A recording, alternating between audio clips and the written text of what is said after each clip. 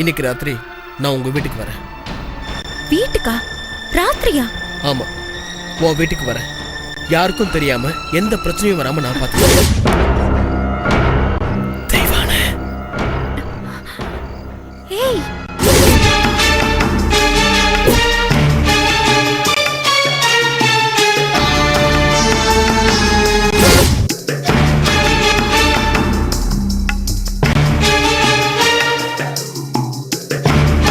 நீ கண்டிப்பா வருவல்ல? கண்டிப்பா வரேன். இப்ப போங்க.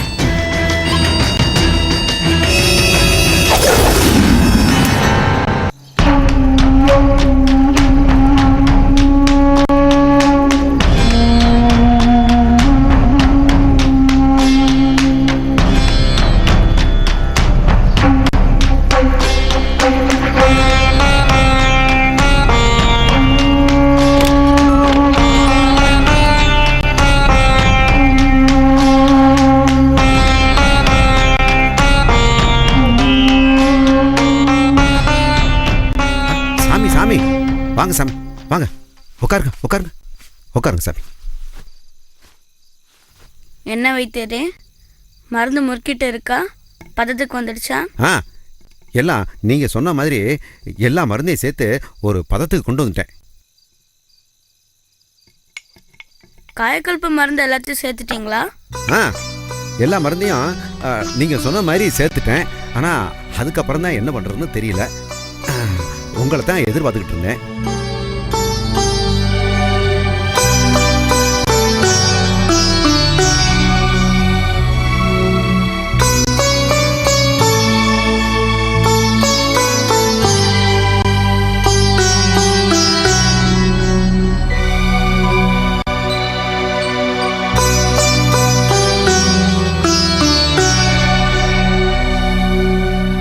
சாமி, இதைத்தான் காயகல்பம்னு சொல்கிறாங்க.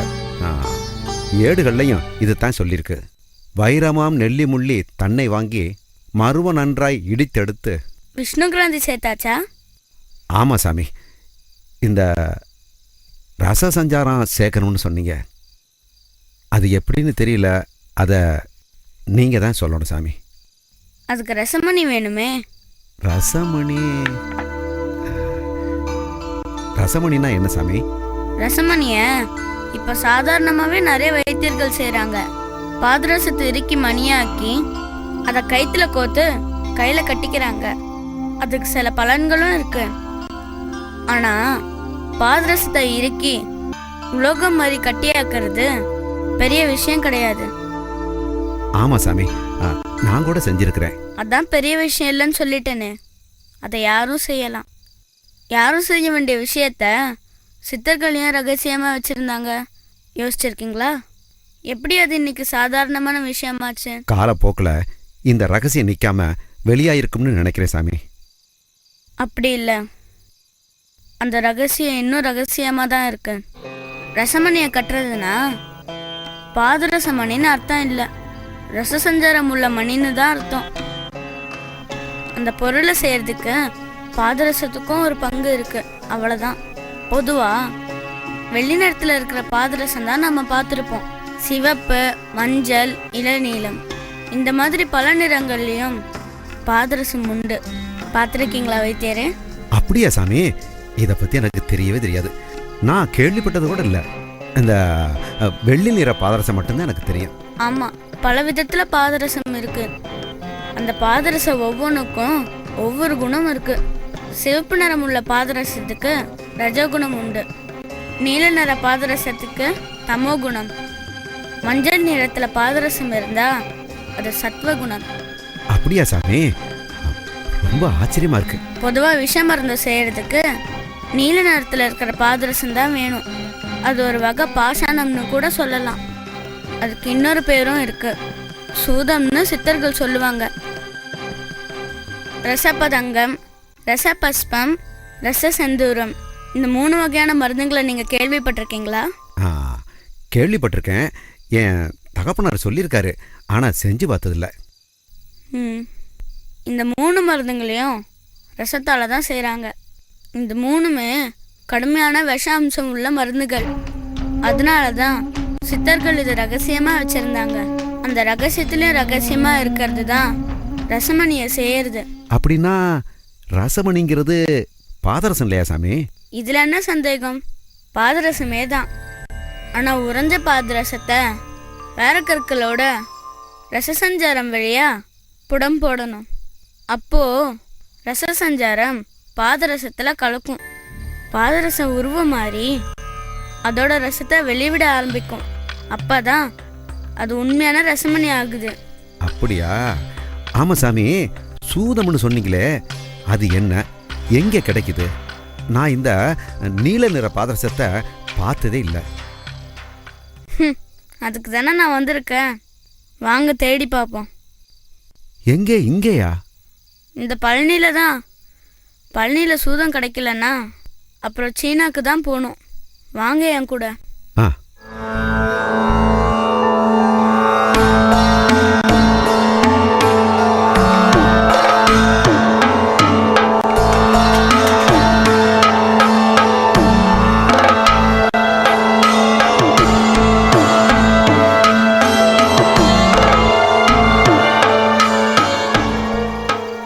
நில்லுங்க.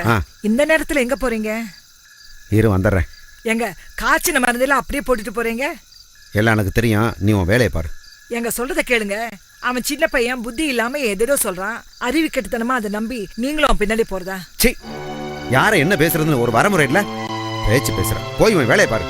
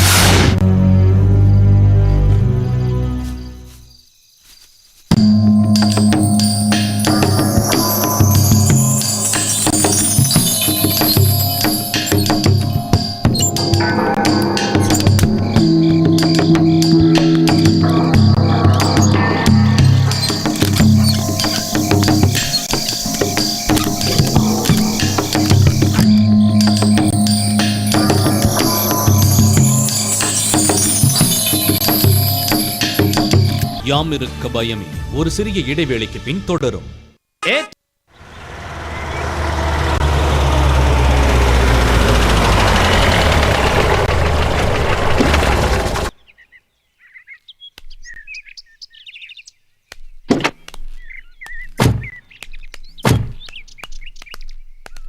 நீ இங்கே இரு.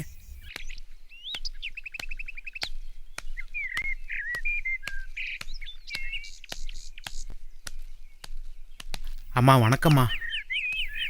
என்ன விஷயமா வந்திருக்க? உங்க வீட்டுல சண்முகன்னு ஒருத்தன் தங்கியிருந்தானேம்மா, போலீஸ்கிட்ட கூட மாட்டினானே. அவன் தான் பெரிய வக்கீல வச்சு வெளியே வந்துட்டானே, அவனுக்கு என்ன இப்போ? அவன் இப்ப சீதாராமாங்கிற பேர்ல ஊருக்குள்ளேயும் காட்டுக்குள்ளேயும் சுத்திக்கிட்டு இருக்காமா. அவன் மேல எனக்கு சந்தேகமா இருக்குமா. ஏன் இப்படி பண்றீங்க? பாட்டிக்கு தெரிஞ்சா என்ன கொன்னே போட்டுருவாங்க. அதெல்லாம் ஒண்ணு ஆகாது, நீ வா. ப்ளீஸ் எனக்கு ரொம்ப பயமா இருக்கு, நீங்க முதல்ல கிளம்புங்க.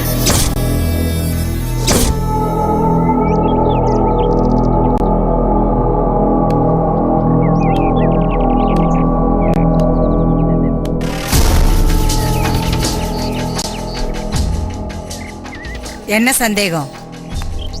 அந்த சீதாராமன் இப்ப கல்லை தேடி தான் சுத்திட்டு இருக்கான்னு நினைக்கிறேம்மா. ம் அவன் போற போக்கே சரியில்லைம்மா. எங்க கூட்டத்துல இருக்கிற வள்ளி பின்னாடியே சுத்திட்டு இருக்கிறான். இது